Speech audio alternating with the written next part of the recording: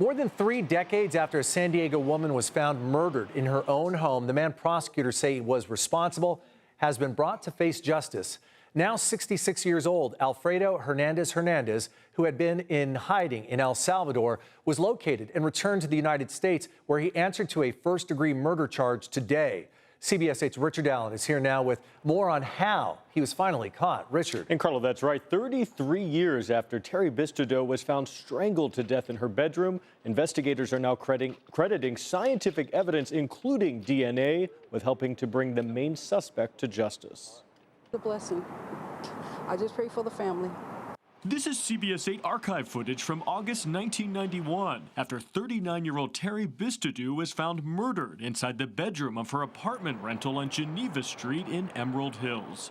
Prosecutors say she was found strangled to death with a cord, and that the main suspect was her on-again, off-again boyfriend, Alfredo Hernandez Hernandez, now 66 years old.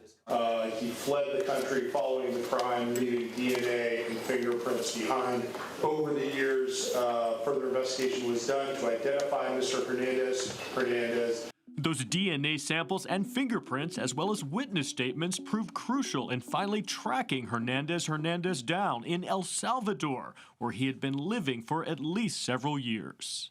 Enter pleas of not guilty, denounce any and all allegations. In court today, after being extradited from El Salvador and returned to the U.S., Hernandez pleaded not guilty, although Deputy DA Chris Lindbergh says that he has already confessed.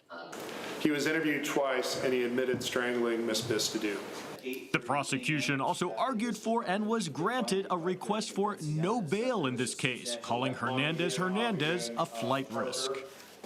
I would ask that the court set no bail in this case because of the great danger that Mr. Hernandez poses. While many neighbors were not living here at the time of the murder, San Diegan Dolores Williams, whose church is located nearby, says she's relieved to hear of Hernandez's capture and return to justice.